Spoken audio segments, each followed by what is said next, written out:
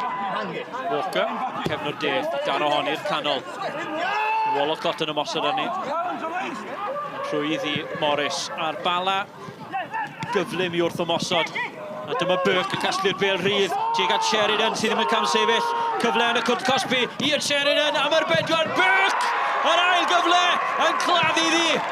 8 munud ar 20 wedi mynd ar faes tegid. Ac ar ôl tair gêm gyngred heb sgori, mae Nathan Burke yn rhwydo. Y Bala ar y blaen. Cyfle ola ar hanner cynta os bosib. Cledan Davies yn crymanu hon tua'r postyn pella. Y penniad nôl i'r canol. Spittle dros i ysgwydd i Kevin y rhwyd. Aberystwyth nôl y gyfartal. Y gic cornel gan Cledan Davies yn crymanu mewn. A Spittle yn ddigon effro ac yn ddigon clyfar i fachu honna dros i ysgwydd i mewn i Kevin y rhwyd. Dyma Ryan Valentine. Bêl hyn i'r canol, a Walker yn dyrnu ddi nôl. Cyfle ar blat i Les Davies! A bron iddi gwmpo'n ffafriol i Davies. Wade, troi yn glyfar heibiodd i ddyn, Borelli. At Phillips i'r rithro drwy'r canol. Mae Jones tu fas iddo fe, Phillips yn mynd ar ben ei hunan! Am ergyd. Joe Phillips ar ei drwy'r chwyth. Yn gorfodi Ashley Morris i ymestyn pob cyhyr yn ei gorff. Olcott. Yn gyfforddus gyda'r bêl wrth i drad. Yn gyfforddus mae Jordan Evans i parhau! Ac yn taro rwyd ochr. Jordan Evans yn troi yn chwymwth ac yn ergydio yn gadarn. No draw! Bêl yn beryglus at Les Davies yn ennill y peniad. Yn man peryglus, ond yn methu cysylltu'n ddigon cadarn arni. Wade yn y cyfamser. Bachu ar y gig gol wych hyn. Wade i fentro nebyn Valentine, heibio i Valentine. Ryan Wade yn tanio'n llydan. Cyn chreuo'r y Bala. Yn dychwelyd i faes tegid. Ashley Young. Ei ledi ddi mas at Cledan Davies. Digon o grysyn aros am groesiad. Crymanu hon. Yn dda ti'r postyn pella! Y croesiad yn berffeth a Ryan Wade yn cyrraedd mewn pryd.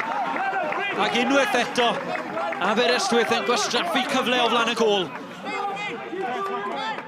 Today the lads have done really well. You know, they showed great endeavour, and you know, we should have gone on to win the game. But you know, like I say, if people come and do interviews and think that they should win games, well, you only deserve to win games if you defend well and don't take your chances. So you've got to take your chances, but we didn't take our chances, and that's what's costing us at the moment. But you know, they're a great group of lads, and they've worked really hard tonight, and you know, we deserved a hell of a lot more, and it didn't happen. But you keep going and keep fighting, and we'll turn it.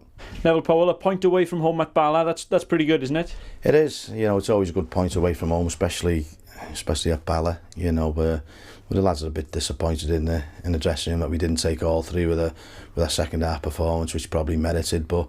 As you say, it's a good performance by us. You know, we knew Bala would be hurting after the last two performances, and they were going to start the game 100 mile an hour with a high tempo, which they did, and we struggled to get to grips with it for the first 20-25 minutes. But we got the goal at the right time, just before half time. That bit of luck where we haven't probably had the last few games, and we took it on second half. You know, we took hold of the game, and we were unlucky not to get all 3 points with the chances we had. You know, we've struggled over the last three results. Not so much tonight because the performance was really good, and but you know, people expectations of Bala's really good, but that's where we're at, and that's where what we've built, and that's what people expect, and we'll get there.